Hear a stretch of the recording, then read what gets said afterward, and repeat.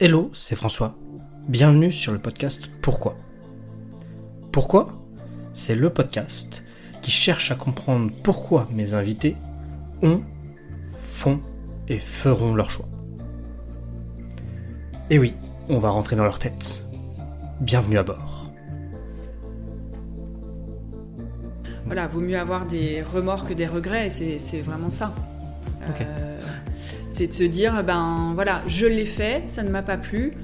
Je reviens. Dans mon chemin tout tracé, comme tu disais, je reviens dans le droit chemin. Ouais. Bon, alors soit, faut que je bosse, mais autant que faire se peut, S'amuser. je vais m'amuser et je vais m'investir parce que ce sera... Je ne veux pas subir le travail, en fait. Est-ce que je vais devenir dirigeante ? C'était la vraie question, elle était là. Et puis au-delà de la volonté est-ce que j'en ai les ressources et les compétences ?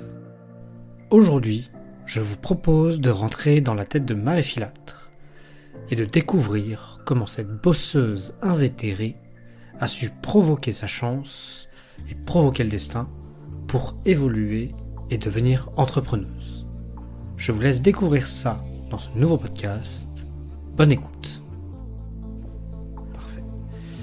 Nous sommes ici au 60 rue Poulain du Parc. Oui, d'ailleurs. Il fait un beau temps de chien. Ouais, c'est d'ailleurs que d'habitude, comme j'ai l'habitude de voir sur ton LinkedIn les petites photos au soleil. Depuis mon point de vue, oui. Ouais. Là, aujourd'hui, c'est pas gagné. Mais... C'est pas gagné. Non, là, ça donne une petite perspective sympa. Ouais. Donc, depuis mon bureau, c'est vrai que je contemple un petit peu Ouais, c'est la sympa. place de Bretagne, c'est très agréable. Puis très beau locaux. Je viens de refaire le parquet, ça peut. Ah oui. T'as pas remarqué ? Bah, il est beau, hein. il est beau, il est magnifique. J'aime bien les parquets comme ça. Mm. Bon, c'est Donc parti. le micro fonctionne. Donc, Le micro fonctionne, tout fonctionne, donc on est parti. Bah, Marie, François, comment vas-tu ? je vais bien.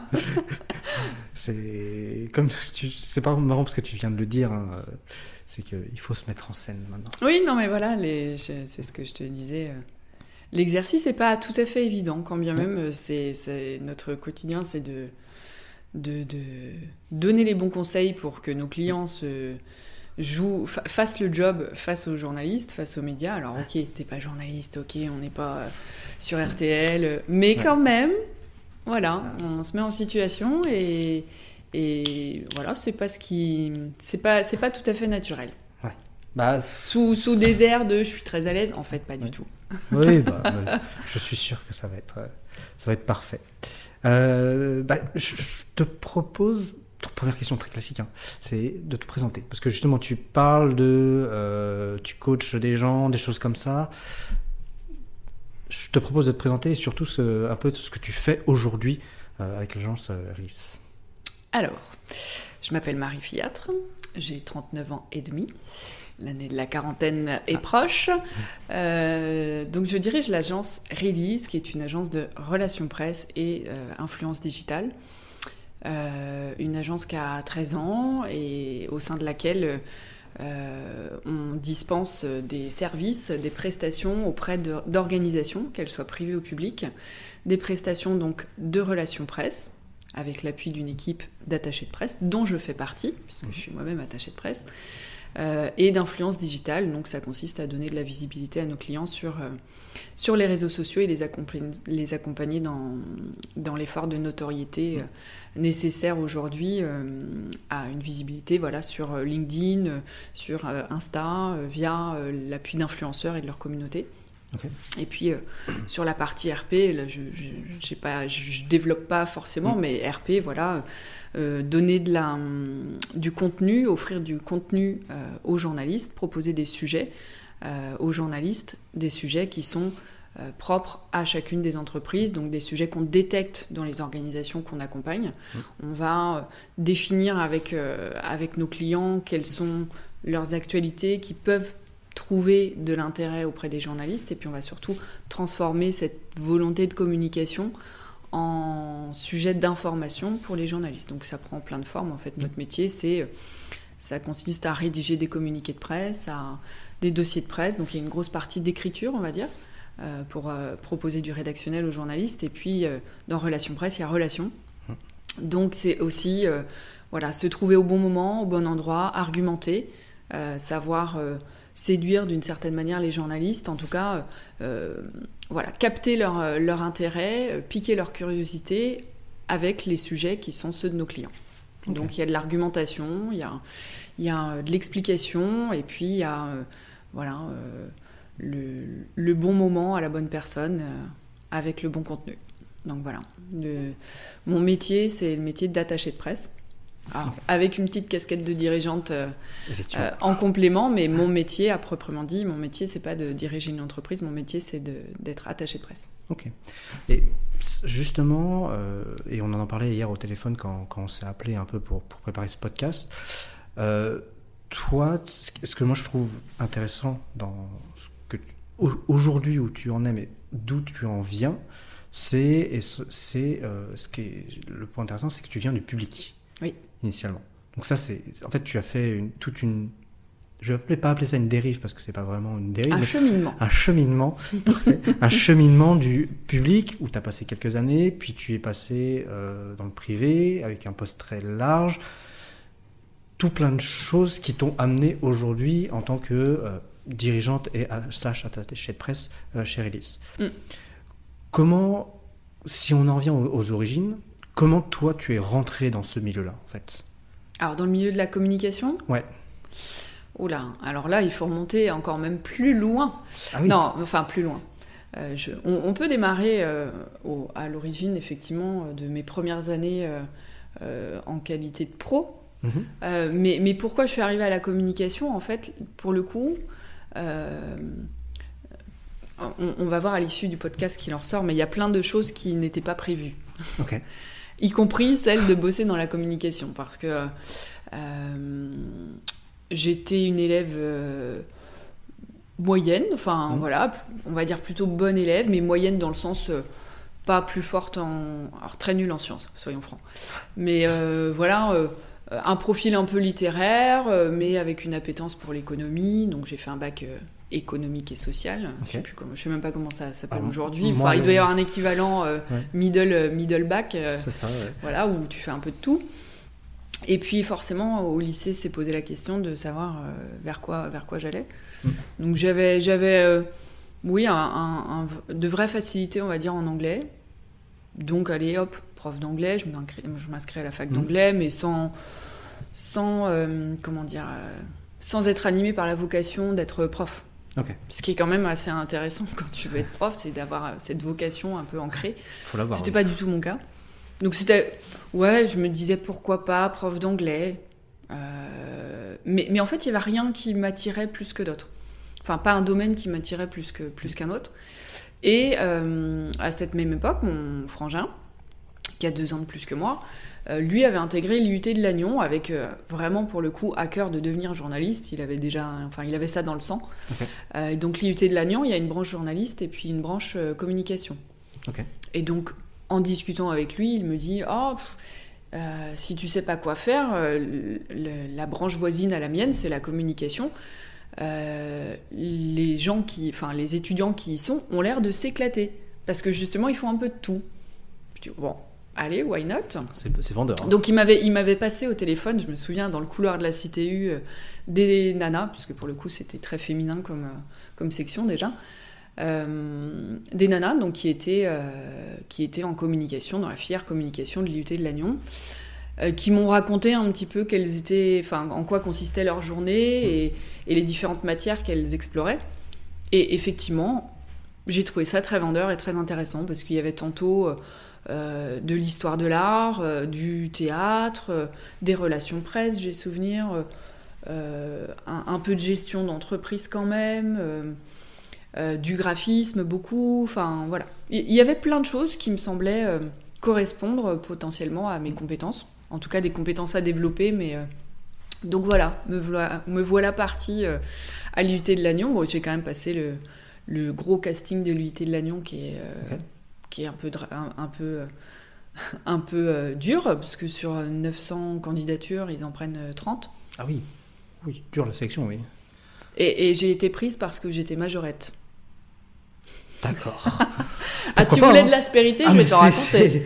C'est... Non, mais donc pour candidater, tu as un sur-dossier, bien sûr. Ouais. Donc j'avais un dossier plutôt pas trop mauvais, donc voilà, bon élève, ok. Et puis il y a surtout un oral. Ok. Auquel, pour lequel j'avais pas préparé grand-chose, si ce n'est qu'à l'époque, j'avais dû refaire, bosser un peu sur le logo de mon club de basket. Mais je savais pas faire de la com. Ouais. Mais par contre, à l'oral, dans mon CV, à la lecture de mon CV, le jury, qui était composé de 3-4 professionnels de la com, il y en a un qui a bugué sur le fait que j'ai été majorette pendant 10 ans. Et donc, il m'a lancé là-dessus. Comme quoi. Pourquoi majorette? Pourquoi vous... Enfin, et là, je lui ai parlé de tout l'épanouissement que m'avait permis cette discipline. À savoir la rencontre avec les territoires, puisque j'étais majorette. Différence avec le twirling. Les majorettes, c'est la fanfare, le costume, et tu fais toutes les kermesses du coin. Ok, ah oui. Enfin, du coin, même du Grand Ouest. J'ai fait une tournée en Allemagne. Enfin, voilà. Et en fait, il m'a lancé là-dessus. Et là, je lui ai parlé, effectivement, du côté de la rencontre avec le public, de la mise en scène, du dépassement sportif également de la chose, parce que c'est pas juste du costume et des paillettes. Enfin, voilà, il y a un vrai sport quand même derrière. Je lui ai parlé de tout ça, je lui ai parlé de la musique, je lui ai parlé de chorégraphie, je lui ai parlé de volonté de développement aussi du club dans lequel j'étais. Donc, en fait, j'ai pu m'exprimer sur quelque chose qui était éloigné de la communication, mais qui regroupait un certain nombre de qualités propres à un communicant à travers la majorette. Comme quoi on a de la communication partout. Et puis là où effectivement l'entretien devait durer une vingtaine de minutes, on est parti pendant 3/4 d'heure à parler de ça. Et puis, alors moi c'est la seule explication valable que j'ai trouvée à ce jour quant au fait que j'ai été prise à l'IUT de Lannion, parce que pour moi j'avais pas une carte à jouer plus qu'une autre. Et apparemment celle-ci. Celle-ci, vraisemblablement. Donc bref, j'ai été prise là-bas. Je me suis éclatée pendant 2 ans à l'IUT de Lannion. À l'issue de ces 2 années-là, j'étais presque... Enfin, dans ma tête, j'étais assez mûre pour bosser. Bon, cela dit, je trouvais que c'était peut-être un peu court, 2 ans, et il y a une filière communication à Rennes. Donc j'ai fait une 3e et une 4e, et puis une 5e année. En fait, l'appétit vient en mangeant. Je me destinais pas du tout à faire de grandes études, on va dire. Et puis finalement, je me suis retrouvée avec un bac+5 avec la mention. Et puis pour parler du démarrage de ma carrière, effectivement, dernière année de master, stage de fin d'études à faire. Et je candidate à Rennes Métropole sur un poste d'assistante en relations presse. Je suis prise là-bas. Je réalise 8 mois, 9 mois, je crois, de stage. C'était des stages très, très, très longs. Ah oui. Très, très, très mal payés, comme beaucoup de stages. Ouais. Donc, j'ai mangé des patates pendant 9 mois. Mais je me suis éclatée sur ce stage-là, où j'ai eu la chance d'accompagner Edmond Hervé, ancien maire de Rennes, sur, à l'époque, une tournée, on va dire, des communes de Rennes Métropole pour accompagner les communes à signer... le PLH. Bref, c'est un engagement pour les communes à créer du logement social, notamment, sur leur territoire. Donc, super expérience pendant 9 mois, avec quand même un personnage illustre de la vie politique. T'as marqué la vie de Rennes. Ouais, et il m'a marqué aussi. Enfin, j'ai appris beaucoup de choses à ses côtés. Enfin, c'était très... très instructif de l'accompagner, d'avoir le privilège, franchement, de l'accompagner tout ce temps-là. Et puis, à l'issue de ce stage, j'ai eu l'opportunité, puisque cette tournée de signature des PLH, donc c'était en 2006-2007,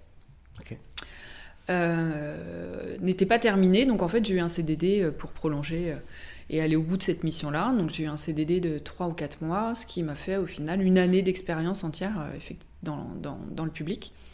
au sein de Rennes Métropole. J'ai enchaîné ensuite comme chargée de communication, responsable communication dans une petite mairie qui s'appelle Bourg-Barré, où là, j'étais community manager, j'organisais la fête de la saucisse. Non, je dis, c'est pas vrai, c'est pas la fête de la saucisse, mais la fête du village, les événements culturels, donc aussi bien de l'événementiel que le magazine municipal, non, je dis community manager, c'est pas ça. Comment ça s'appelait ? Cybercommune, animatrice cybercommune. Tu sais, pour les gens qui ne maîtrisaient pas l'outil informatique et Internet. Le terme community manager à l'époque n'était pas être encore... Non, pas du tout. C'était animatrice cybercommune, donc je tenais une permanence et j'accompagnais les seniors notamment à... Ok. Voilà. Donc j'ai fait de tout à l'occasion de cette expérience-là. J'ai postulé ensuite, mais alors tout ça c'est de fil en aiguille, c'est des opportunités, donc c'était toujours sous forme de CDD, le CDD à Bourg-Barré c'était un remplacement de congé maternité. D'ailleurs il faut que tu me racontes comment tu l'as eu. Comment je l'ai eu. Parce que c'est quand même... Alors c'est des opportunités, celle-ci je l'ai un peu provoquée, j'avoue.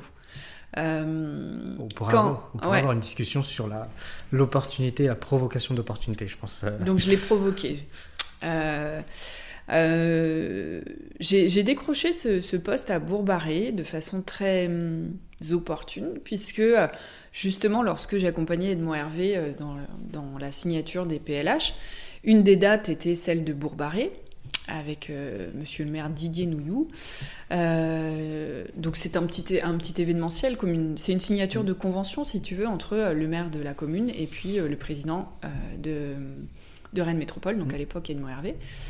Et je rencontre lors de cette date la chargée de communication de Bourg-Barré, qui, j'ai perdu son nom, elle m'en voudra pas si elle est encore en poste, était enceinte un peu jusqu'aux dents, jusqu'aux yeux, je sais plus quelle est l'expression, mais enfin, elle était manifestement très enceinte quand je suis allée faire cet événementiel avec Edmond Hervé. Et moi, la perspective de fin de contrat à Rennes Métropole était bel et bien visible. Il devait me rester 1 mois ou 2 à faire. Ouais. Et bon, je suis allée la voir au culot en lui disant « Bonjour madame, voilà, vous êtes chargée de communication, je vois votre situation. » Je sais plus, ça devait être terriblement maladroit en plus. Parce que quand j'y pense, c'est quand même, culotté.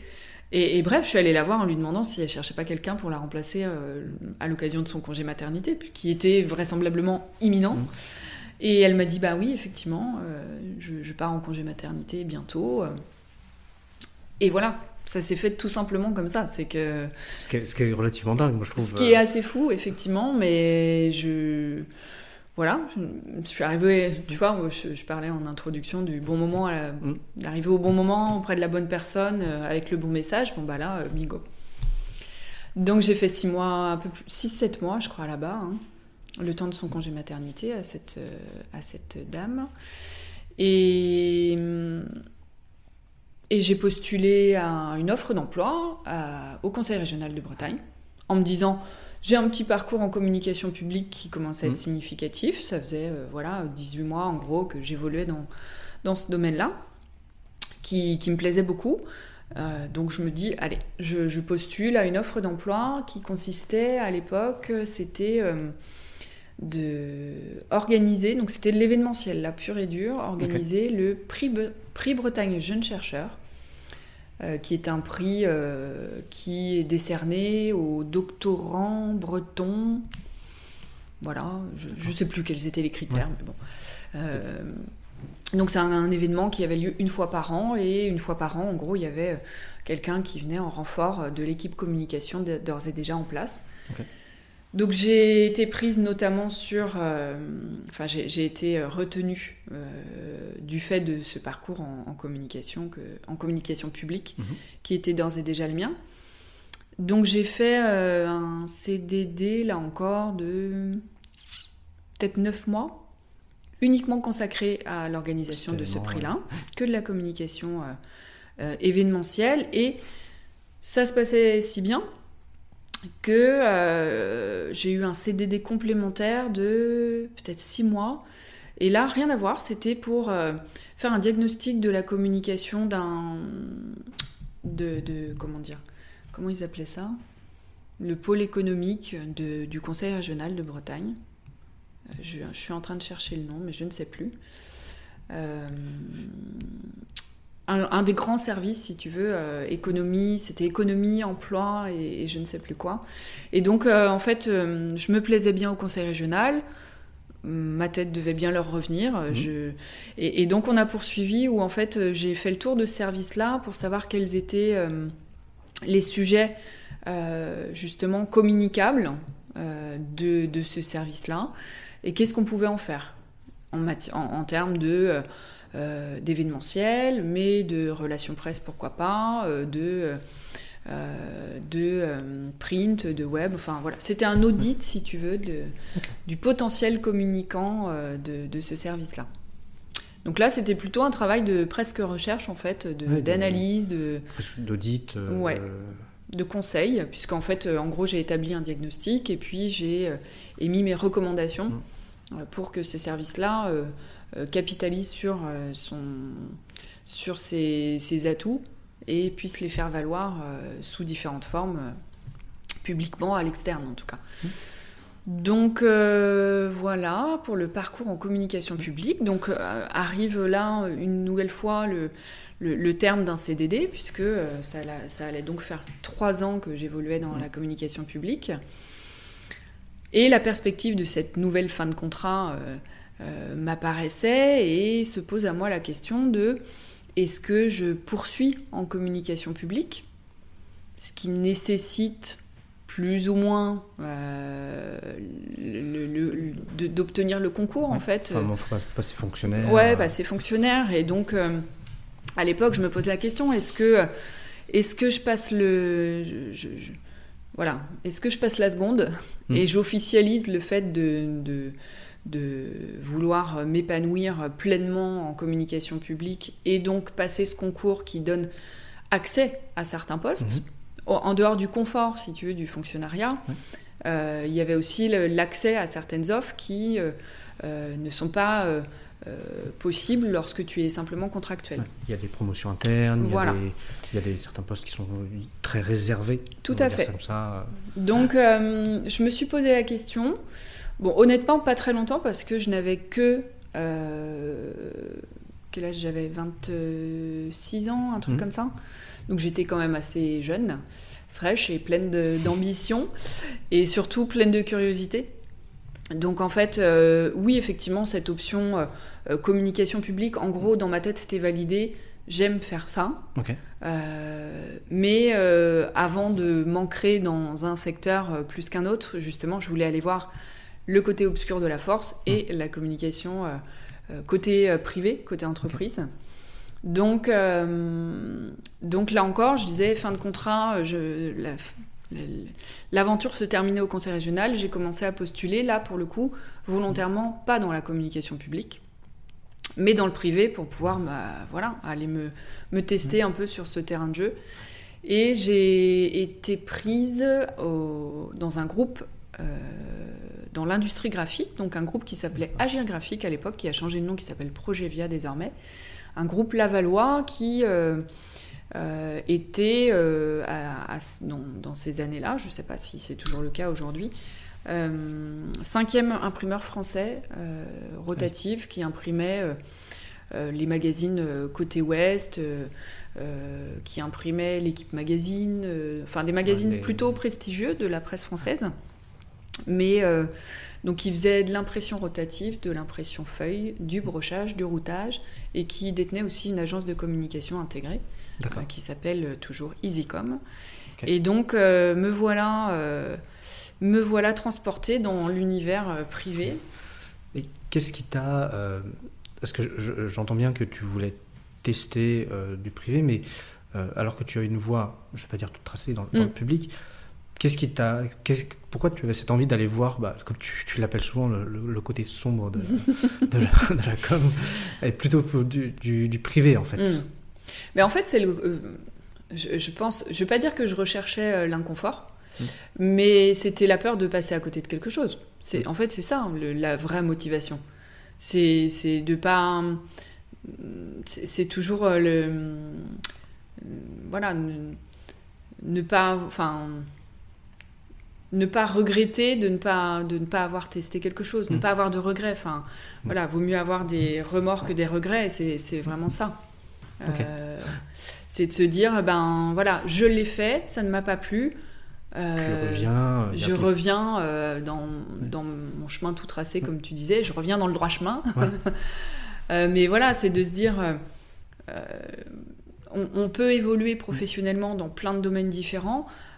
Ok, j'ai eu... Et là encore, c'était une chance, un peu un hasard de tomber en communication publique. Ok, ça m'éclate, mais il se passe autre chose ailleurs et je veux pas mourir en étant un peu extrême, en n'ayant pas vu ce qui se passe ailleurs. Donc c'est une forme d'inconfort recherché quand même, et surtout pour ne pas regretter les choses. Donc il y a toujours la question de ne pas regretter. Oui, puis en plus, si j'ai bien compris, ton poste après, donc alors l'imprimerie, dans cette entreprise, et pas que de la relation publique, c'est très diversifié. C'est extrêmement... ce poste que j'ai occupé pendant presque 2 ans, donc c'était au début un remplacement de congé maternité, avec, si elle nous entend, Maria Grigi, qui est restée une très bonne copine, qui est partie en congé maternité. Et puis, voilà, son congé maternité s'est prolongé. Donc, en fait, j'ai eu l'opportunité d'exploiter pas juste une fonction de chargée de communication, mais responsable com, finalement, avec un tas de choses à faire avec plein d'entreprises, puisqu'il y avait en tout 4 sociétés. Donc, je te disais, imprimerie feuille, rotative, brochage, routage, agence de com. Donc, il y avait déjà plein de sujets à traiter, avec toute la palette de savoir-faire en communication dont on doit non seulement disposer, mais pouvoir user lorsqu'on est communicant, avec un grand C. C'est-à-dire que lors de cette expérience, au final, j'ai fait de la communication interne, de la communication externe. Je faisais les visites de l'usine, enfin de l'imprimerie, de l'atelier. Donc je faisais de l'animation, je faisais de la com interne, je faisais un magazine pour la com interne, je faisais un magazine pour la com externe, je faisais les plaquettes de chacune des sociétés, je faisais les sites internet des sociétés. Donc c'était vraiment la communication dans toute son envergure et toute seule. Ce qui est un vrai challenge. Un vrai challenge. J'ai eu des grands moments de solitude. Ah oui. Et puis avec le défi de, en plus, ne pas vouloir m'installer à Laval, parce que j'étais en CDD, je ne savais pas si j'allais vouloir rester dans le coin. Donc en faisant la route matin et soir, en covoiturage. 90 km. Voilà, c'était là aussi des moments assez humainement sympas, où on faisait du covoiturage à plusieurs, on partait à 7h du mat', on revenait tard le soir, mais c'était très formateur, très... Enfin là, j'ai vraiment rajouté des cordes à mon arc, en fait. Puis ça demande, l'imprimerie demande aussi pour communiquer dessus. Alors je le connais très peu, c'est pas mon domaine, mais j'ai déjà visité plusieurs entreprises, puis moi j'ai de la famille très éloignée qui a fait de l'imprimerie. C'est un métier très technique, et pour communiquer dessus, faut savoir de quoi on parle, quoi. C'est pas... Alors je veux pas dire, mais souvent quand on parle sur des missions de conseil ou des choses comme ça, dans des boîtes de conseil, alors il faut connaître un peu le métier, mais on peut communiquer de manière un peu plus large, un peu plus habituelle, enfin, sans trop connaître parfaitement le métier. Alors que moi, je trouve que l'imprimerie, c'est un sujet où, si tu connais pas, tu peux vite dire des bêtises, quoi. Alors, effectivement, comme tu dis, c'est technique. Donc, il y avait une dimension en termes de message qui tournait autour de la technicité, de l'innovation, machine, des encres, des qualités de papier, enfin, voilà, il y avait effectivement ce point de vue-là. Après, tout le travail d'un communicant, c'est justement de ne pas s'arrêter à cette image première qu'on peut avoir d'un métier. Parce que l'imprimerie, c'est technique, mais derrière l'imprimerie, j'avais la chance d'être intégrée au sein d'un groupe familial. Donc, il y avait une histoire. Donc, je pouvais jouer sur les sujets entreprise familiale, sur l'évolution de l'entreprise, sur l'histoire de l'entreprise. Donc j'avais un vrai storytelling dont je pouvais user en matière de communication. Alors à ce moment-là, la RSE, c'était pas d'actualité. Enfin, ça ne portait pas ce nom-là, mais cela dit, il y avait un positionnement des entreprises pour lesquelles je m'occupais qui allait dans ce sens-là. Justement avec l'usage d'encre végétale, de papier recyclé, PEFC, FSC, enfin, il y avait déjà autre chose que de la technique à raconter. Et c'est le propre d'un communicant, c'est de trouver quels sont, on parlait d'aspérité tout à l'heure dans les parcours, mais pareil, dans une entreprise, c'est de trouver quelles sont toutes les aspérités, toutes les facettes qu'on va pouvoir révéler au public. Qu'est-ce qui va accrocher l'attention ? Qu'est-ce qui va accrocher tantôt les journalistes ? Enfin, aujourd'hui, on est surtout dans ma fonction auprès des journalistes, mais c'est le grand public, ce sont les partenaires, ce sont les collaborateurs, et c'est, voilà, j'ai une matière qui est l'entreprise, avec une histoire, avec des compétences, avec des savoir-faire, avec des clients, avec plein de choses, avec des actualités, et c'est dans ce fourmillement de matière, qu'est-ce que moi je vais pouvoir utiliser pour le diffuser. Voilà.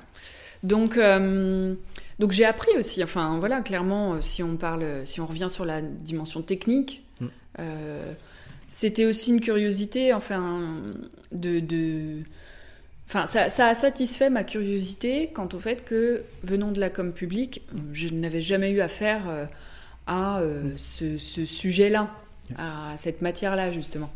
Et donc, je me suis surprise à aller en atelier, à poser la question aux techniciens, enfin, tu vois, à vraiment être dans une volonté d'immersion dans l'entreprise pour comprendre techniquement pourquoi il se passe ça sur les rotatifs, pourquoi les plaques, elles sont perforées de telle manière. Enfin, vraiment essayer de comprendre, m'immerger dans le sujet pour bien en parler derrière.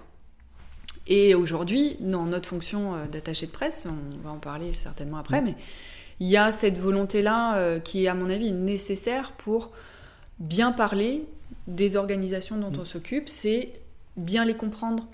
Il y a une dimension humaine aussi, bien sûr, qui est importante, mais bien comprendre ce qu'elles font. Donc c'est déjà être calé sur la technique, sur l'histoire, et ça passe par une acculturation qui est indispensable. Et, justement, je suis complètement d'accord, parce que moi, dans mon métier de tous les jours, qui est l'accompagnement, alors moi, plutôt sur la partie digitale, j'ai fortement remarqué que si tu connais pas bien le client, tu peux pas bien l'accompagner, en fait. Tu vas faire quelque chose de très superficiel, de très générique, qui peut s'appliquer à beaucoup de monde, mais en fait, ça va pas porter autant les fruits que tu voudrais. Oui. Et je dirais même que ça nous met en difficulté. Enfin, moi, je sais que je suis bien incapable d'être efficace dans l'argumentation et d'être efficace. Alors là, je parle d'argumentation face aux journalistes, mais si on n'est pas pleinement investi auprès de l'entreprise dont on s'occupe, que ce soit chez l'annonceur ou aujourd'hui en tant qu'agence ou en prestataire, si on fait semblant, ça marche pas. Ouais. Ça marche pas, on est en difficulté. Je te parlais d'écriture tout à l'heure, mais écrire sur une entreprise qu'on ne connaît pas, ça marche pas. On va revoir 10 fois notre copie et il n'y aura pas la sensibilité qui est nécessaire pour, d'une part, que le client se retrouve dans notre écriture, et d'autre part, que nous soyons suffisamment à l'aise avec le sujet pour pouvoir en parler et le transformer en sujet d'actualité auprès des journalistes.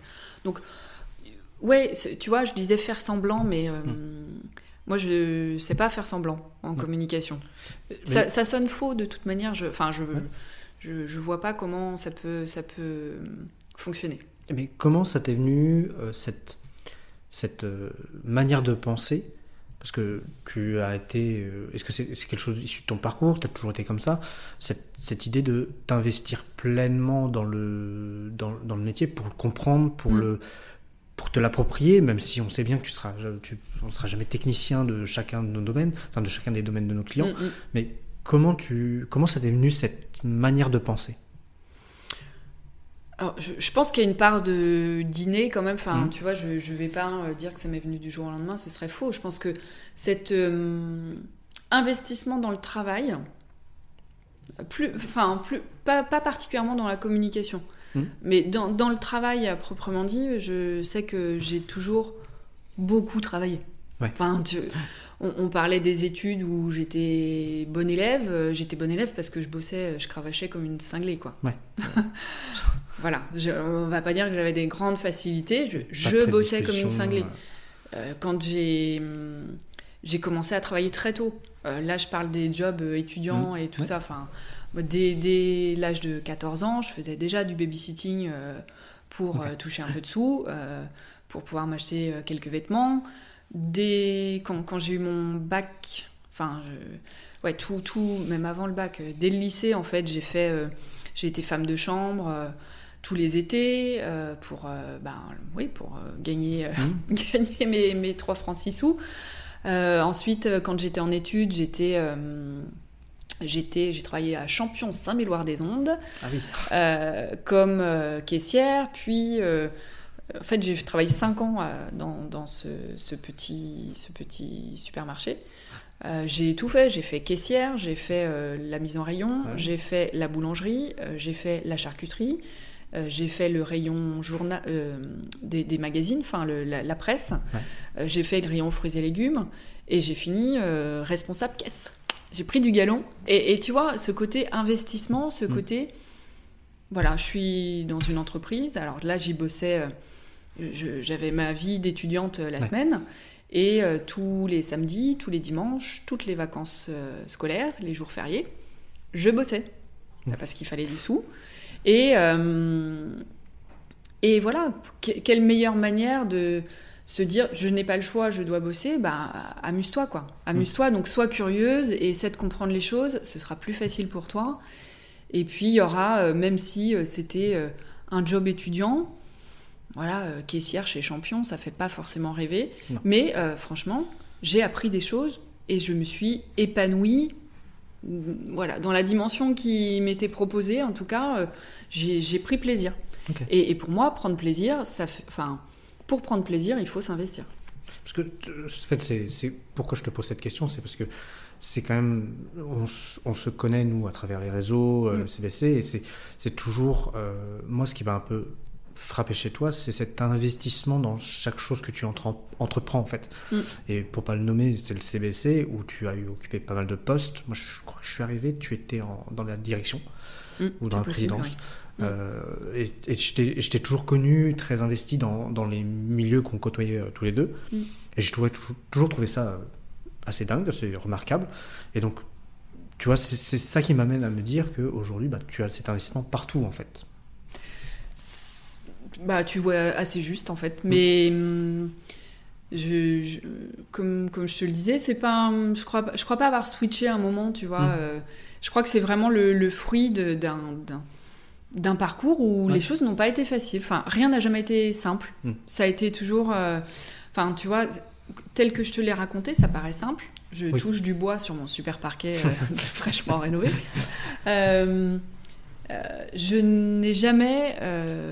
Je me suis jamais inscrite à Pôle emploi.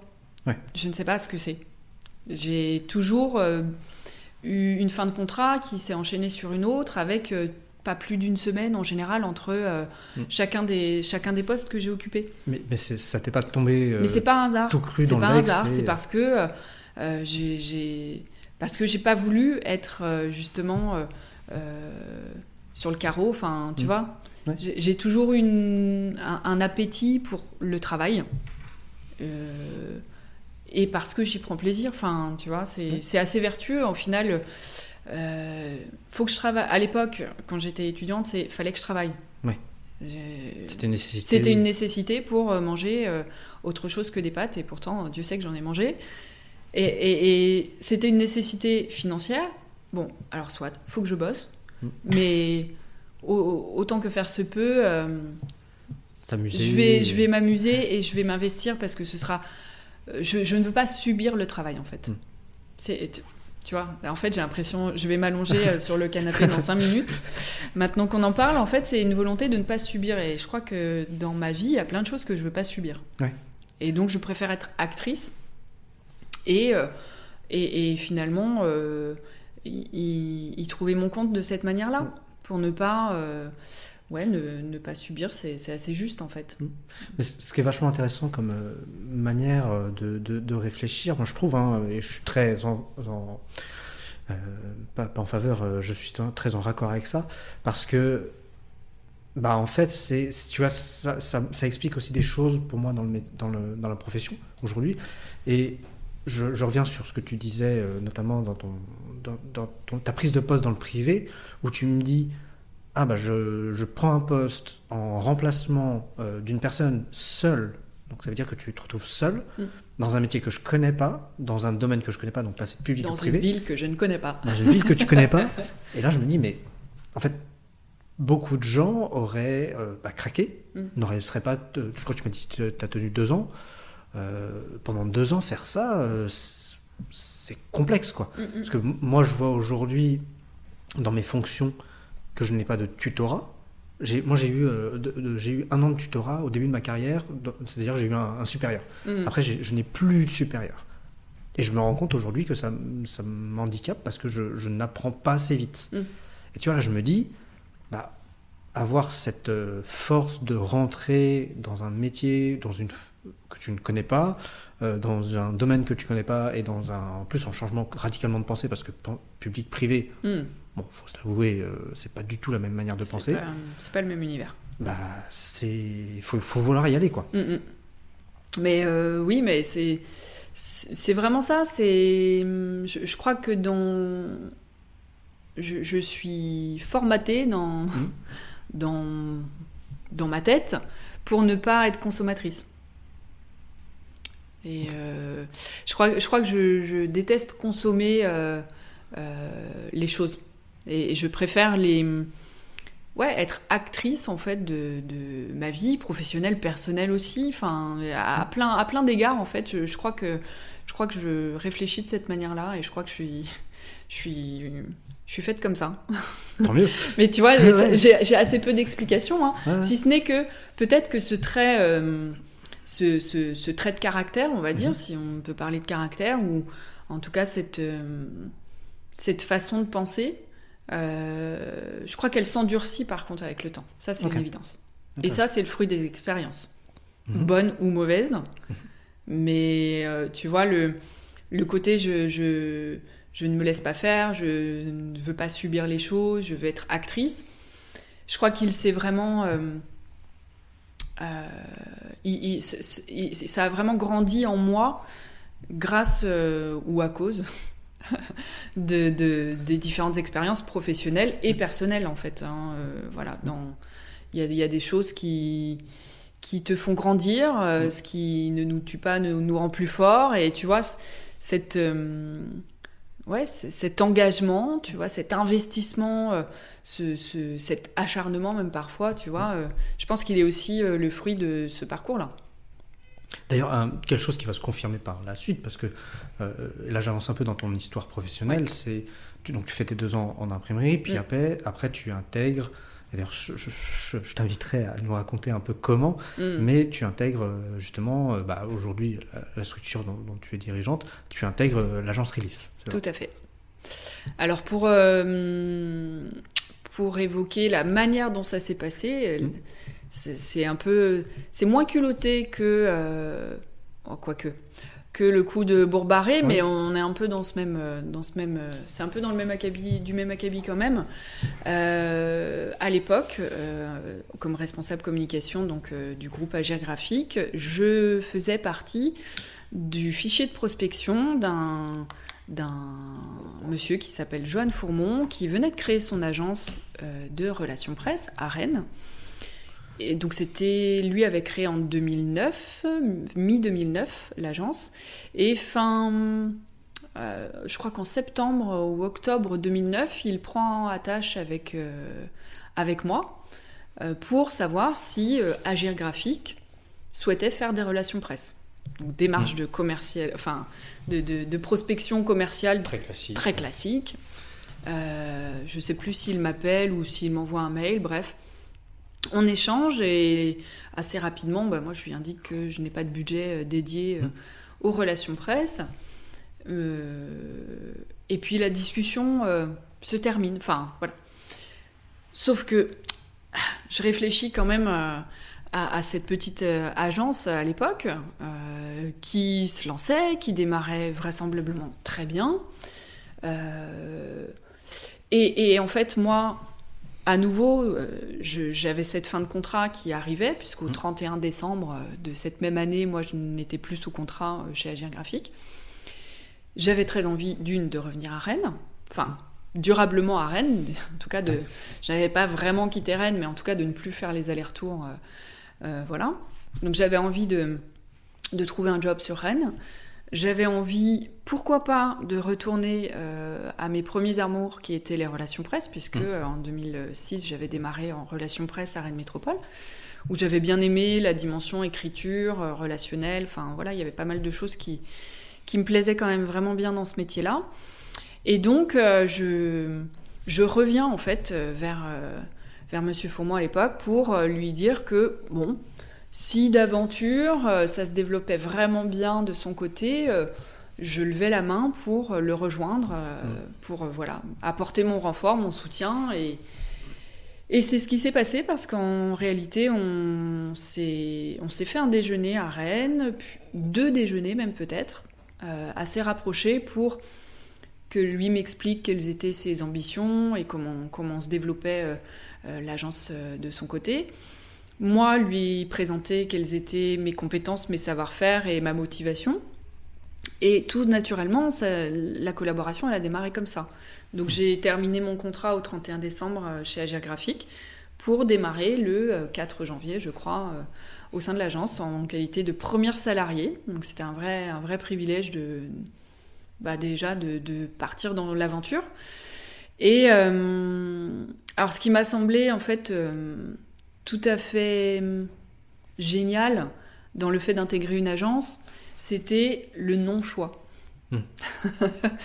Ton podcast parle des choix, là c'était un non-choix. Enfin, c'était la facilité de se dire, allez, ça fait 5 ans que je travaille, j'ai fait du privé, j'ai adoré. J'ai fait du public, j'ai adoré. Et en fait, l'agence, c'est le super compromis dans le fait de pouvoir travailler sur les 2 terrains de jeu sans faire un choix définitif. Tu vois, voilà.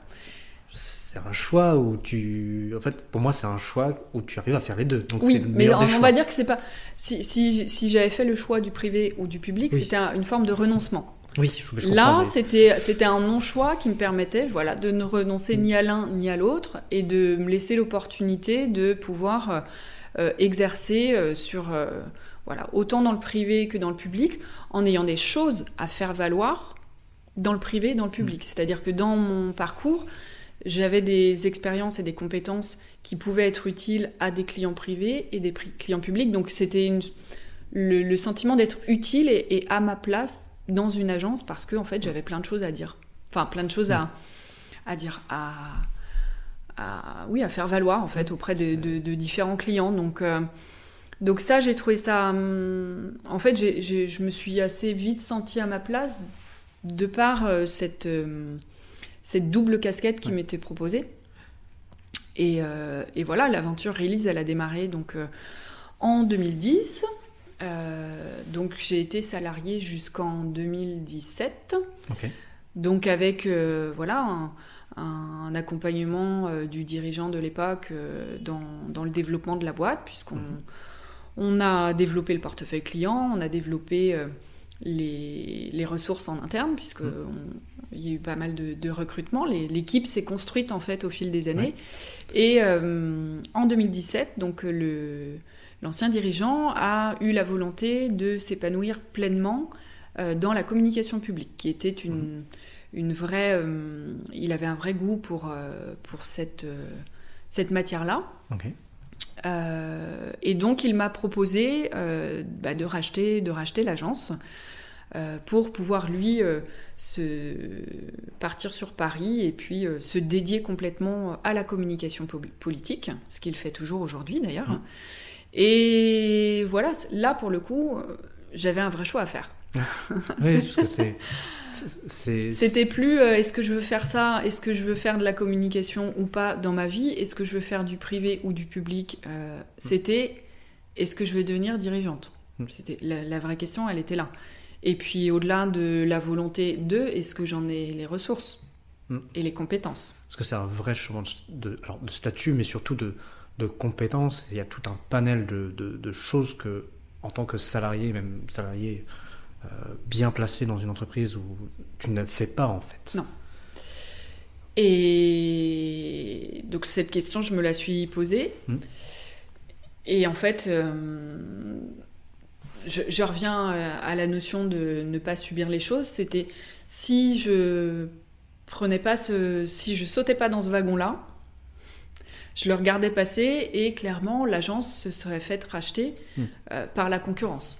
Puisque voilà, l'ancien dirigeant voulait bel et bien passer la main. Quoi qu'il arrive. Quoi qu'il arrive, il passait la main. Donc dans l'idéal, c'était plutôt à moi du fait d'être à ses côtés depuis le début et d'avoir participé à l'évolution de l'agence. Et donc, oui, c'est effectivement la question. Je voulais pas subir ça. Je voulais pas passer à côté à la fois de ce tremplin qui m'était proposé, de devenir chef d'entreprise, enfin, de pouvoir monter en compétences. Tu vois, tu parlais de formation et du fait de ne pas évoluer. Enfin, c'est pas de ne pas évoluer. On évolue toujours d'une certaine manière, mais d'acquérir des compétences supplémentaires. Déjà, ça, c'était assez excitant. Ce qui l'était beaucoup moins, c'est de se dire si je le fais pas, on se fait racheter par la concurrence et je ne sais pas si mon poste et le poste de mes collègues seront maintenus. Où est-ce qu'on va aller ? Enfin, tu vois, il y avait soit... Tu n'es pas maître de ton destin. C'est ça. C'était soit je laisse passer le wagon et je ne sais pas où je vais être demain. Et l'ensemble de l'équipe, je sais pas. Enfin, je sais pas ce qui va devenir de nous. Soit je saute dans le wagon et je prends le risque. Enfin, tu vois. Là, c'était une vraie prise de risque en 2017 de me dire, je crois en moi et je vais y arriver. Ça va pas être simple. Clairement, je me suis dit, et comme très souvent dans ma vie, je me suis dit, ça va être difficile, mais je vais y arriver. Quand je suis arrivée chez Agir, je me suis dit, ça va être chaud, mais je vais y arriver. Quel que soit le chemin, ce qui importe, c'est la destination. Là, je me suis dit, je sais que je peux y arriver. Je ne sais pas comment. Clairement, quand j'ai signé en bas de la feuille, je ne savais pas comment. Et je ne savais pas. Très souvent. Je ne savais pas. Je ne savais pas faire une facture. Je ne savais pas faire un contrat. J'avais aucune idée de ce qu'était la gestion d'entreprise, clairement. Mais j'avais la chance d'avoir un entourage déjà construit professionnellement, c'est-à-dire qu'il y avait déjà un bon cabinet comptable, il y avait déjà... moi, j'ai pris appui auprès d'un avocat qui était un pote d'un de mes meilleurs potes. Enfin, tu vois, il y avait des partenaires en place. Moi, j'ai raccroché je me suis fait mon crew à moi, de personnes fiables, de partenaires sur lesquels je pouvais compter. Là où moi, j'avais pas toutes les compétences en termes de gestion d'entreprise. Je me suis appuyée sur un réseau très resserré de personnes qui savaient faire ça mieux que moi et qui m'ont appris, qui m'ont formé au fil des années. Et oui, et puis j'ai fait le saut en 2017 de me dire je vais y arriver. Et forcé de constater que ça va plutôt bien. Oui. Puis en plus, avec les années difficiles qu'on a eues, ça n'a pas été... même si ce n'était pas tout à fait tout de suite, mais vraiment, on a eu des années difficiles et aujourd'hui, Ouais. Non, les premières années, d'une part, n'ont pas été tout à fait simples, parce que j'avais tout... Alors, il y avait d'une part cette notion de compétence à acquérir pour bien gérer une boîte, Il y avait toute une partie managériale que je faisais plus ou moins, mais sans avoir la vraie casquette de... Tu étais toujours secondée, tu avais la décision finale ne m'appartenait pas. Ne t'appartenait pas. Là, voilà, j'avais cette légitimité en qualité de manager à acquérir aussi, auprès de collègues qui devenaient collaborateurs. D'ailleurs, très souvent, je parle même encore aujourd'hui plutôt de collègues plus que collaborateurs. Je trouve que ça donne ça hiérarchise un peu trop les choses. Moi, ça a été mes collègues et ça reste mes collègues, même si j'ai pris la barre, en fait, tu vois. Donc, il y a eu une fonction, la partie RH, la partie gestion d'entreprise, compta, pilotage clientèle, stratégie, etc. Tout ça, ça s'est dessiné au fil des années. Et de fait, les 2 premières années, il a fallu m'approprier les choses et dessiner un peu ma propre direction. Tu vois, me dire où est-ce que je veux aller, vers quoi je veux aller, vers quoi je ne veux pas aller. Et puis aussi, la confiance des clients. Tu vois, une entreprise qui change de direction, c'est aussi continuer à fidéliser les clients, rassurer les clients et leur dire que tout va bien se passer. Même si au fond de toi, tu fais « j'ai un peu les chocottes, mais vous inquiétez pas, ça va aller ». Je connais personne qui ne s'inquiète pas un moment. Bien sûr. Voilà. Mais c'est très intéressant parce que c'est un changement d'état d'esprit où tu passe de l'opérationnel pur aussi à une gestion qui demande Puis c'est un grand changement, moi je trouve. C'est un grand changement. C'est un vrai saut dans l'inconnu.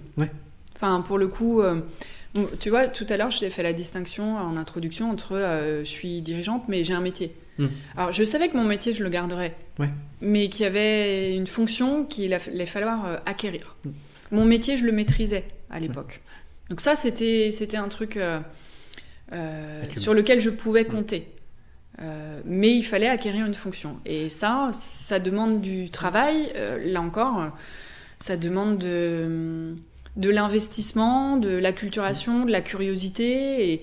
Et de te dire, de toute manière, si je ne passe pas par cet effort de monter en compétence, ça ne le fera pas. Parce que je ne pourrais pas faire semblant d'être dirigeant. Tu ne peux pas faire semblant d'être dirigeant. Il y a un moment donné, il faut se taper les bilans, il faut se mettre dans les chiffres. Et pourtant, je l'ai évoqué, je suis nulle en maths, les matières scientifiques, ça me fout des boutons. Et pourtant, t'es obligé de t'y mettre. Parce que sinon, c'est juste un fake. Tu vois. Puis ça te revient dans la figure. Et ça te revient dans la figure. Donc, t'es obligé de faire preuve de rigueur. Et à un moment donné, cette fonction, elle s'acquiert par l'expérience aussi. Tu fais ton premier bilan toute seule et ton deuxième bilan. Et puis, tu commences à comprendre les choses et à savoir justement où est-ce que tu veux mener ta barque et avec quelle valeur. Tu reconstruis tout plein de choses à ta manière. Là où je trouve, où moi je tire mon chapeau à ton parcours, c'est que souvent on voit le schéma inverse. C'est-à-dire qu'on devient chef d'entreprise comme moi j'ai pu le faire parce qu'on crée de rien. C'est-à-dire de rien, on se dit je crée une boîte, je vais déposer des statuts et je me lance, mais il n'y a pas de salariés. Alors ça dépend bien sûr, ça dépend des cas de figure, mais aujourd'hui pour pas mal de petites entreprises, c'est ça. C'est je crée de rien, je suis mon premier salarié, il n'y a personne qui dépend de moi et tout ça. Donc c'est risqué, je ne vais pas dire, parce que des fois il y a des sommes en jeu et tout ça. Mais c'est pas risqué. Moi, j'ai jamais trouvé ça très risqué personnellement. Alors, je parle un peu plus, après, j'avais pas de famille, tout ça, donc d'un mon côté, ça l'était vraiment pas.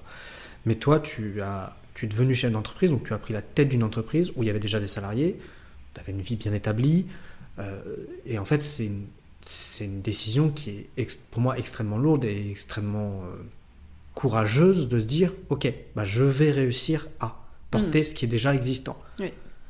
Alors, il y a deux visions des choses. Il y a d'un côté se dire j'ai la chance d'avoir un bon terreau, avec des bonnes fondations, on va dire. Et donc ça c'est plutôt rassurant. Mais il y a le côté, il y a la vision inverse de se dire maintenant je dois incarner cette boîte-là. Ce qui était un peu le cas quand même au fil des années. Enfin, tu vois, j'étais dans le game depuis longtemps, depuis le début. Donc les gens me connaissaient sous cette casquette, sous cette marque Release déjà.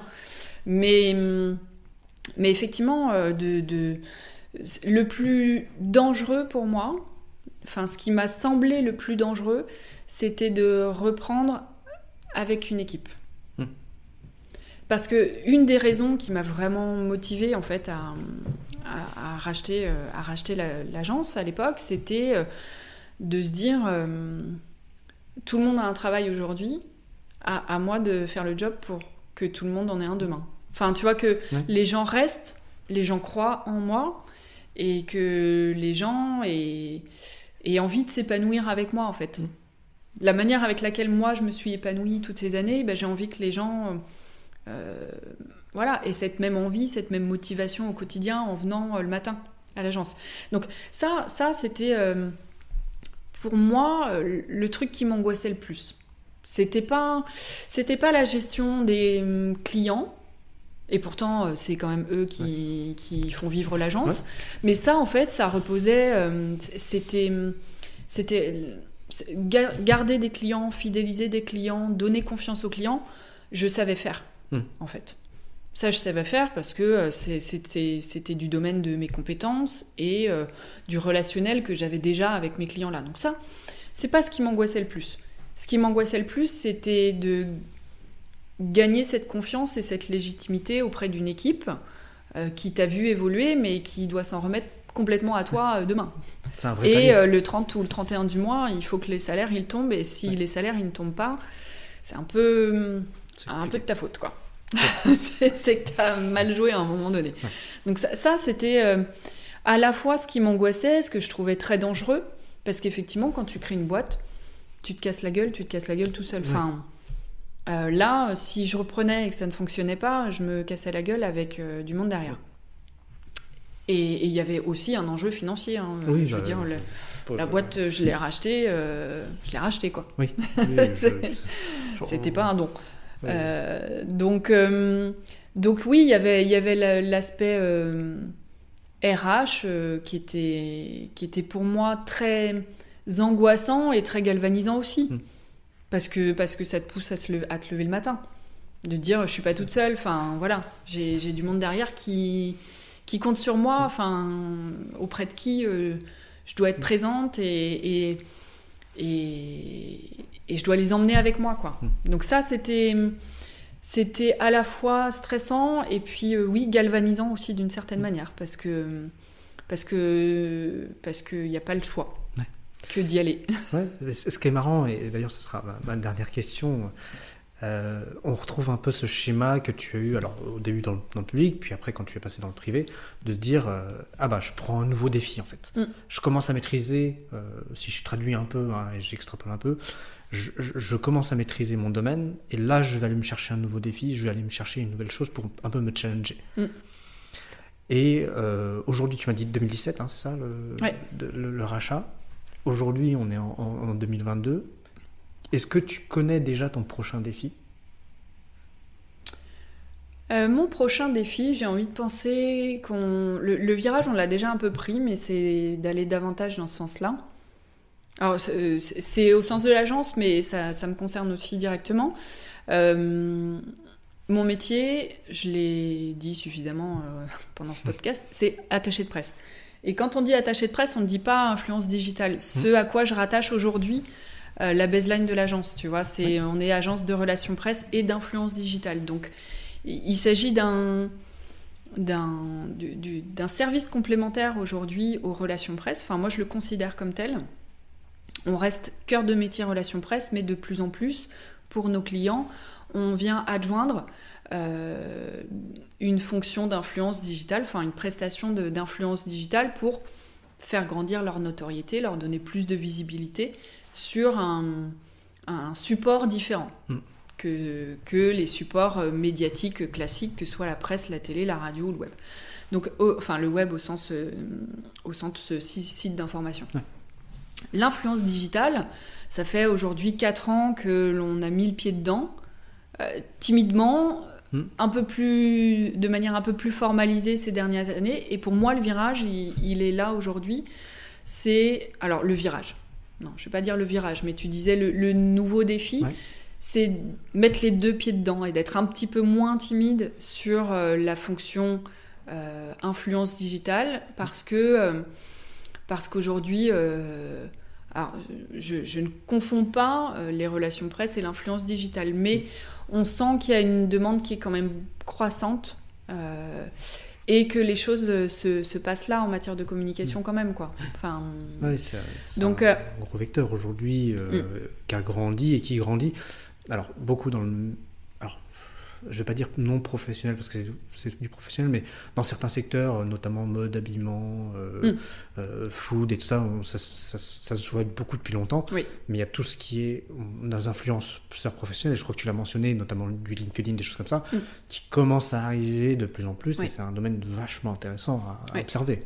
En fait, quand je dis que les choses sont complémentaires en matière de relations presse et d'influence digitale, lorsqu'on a des clients en relations presse, on a cette facilité d'accès à leurs actualités et justement à savoir ce qui se passe chez eux, et donc cette source d'information dont on a le privilège, en fait, elle est très exploitable pour les réseaux sociaux.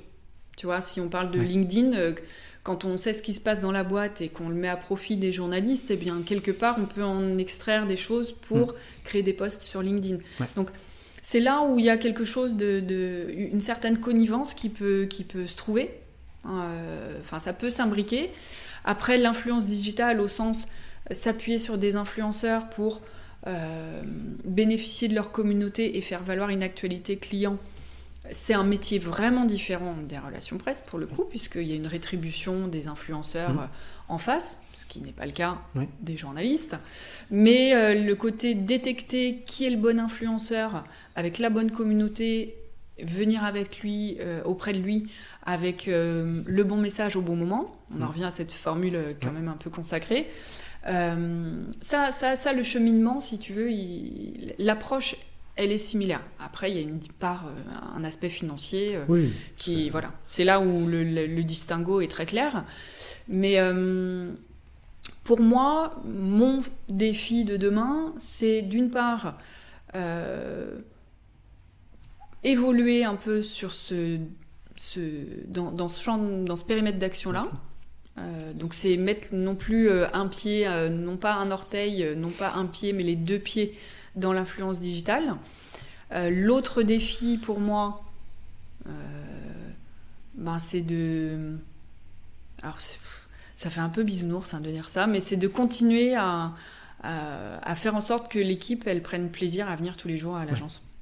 Et donc ça passe... Enfin, et je parle pas que pour moi. Hein. Moi, je suis contente quand je viens le matin. Alors c'est facile, hein, quand c'est ta boutique, heureusement que tu es contente de venir le matin. Mais de faire en sorte que l'équipe soit contente de venir le matin, soit... Voilà, enfin, qui est de l'humanité, hein, moi, ce qui m'importe. Et je pense que pour être complet dans un podcast comme celui-ci, avec ce genre de questions, il faudrait presque faire parler l'équipe, tu vois. Parce que je suis pas la mieux placée pour en parler, mais j'ose espérer que le matin, les gens ont à cœur de venir profiter d'un bon moment ensemble, de prendre plaisir dans ce qu'ils réalisent pour leurs clients, et d'être dans le partage, dans la solidarité. Enfin, là, cette semaine, tout le monde est en congé. Je m'occupe des boîtes mail de tout le monde, et puis quand il y en a un qui est pas là, enfin qui est une vraie solidarité au sein de l'équipe, et un partage de valeurs, d'humanité, d'enthousiasme. Ça, c'est mon défi, c'est que les gens gardent la flamme et l'enthousiasme dans leur profession. C'est un moi, je trouve que c'est un très très beau défi. C'est presque et j'ai presque envie de dire c'est presque le plus dur parce que c'est à travers les autres et il n'y a que les autres qui peuvent te le rendre. Et je pense que les années, si on peut presque en parler au passé, les années Covid ont aussi, je pense, soudé et forgé cette conviction-là que sans une équipe solidaire, engagée, ta boutique, elle tient pas.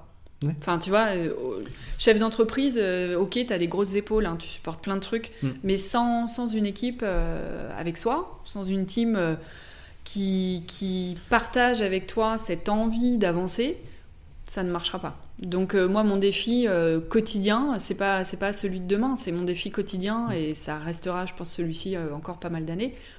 C'est de continuer à avancer, entouré des bonnes personnes et de personnes engagées au même titre que moi. Super.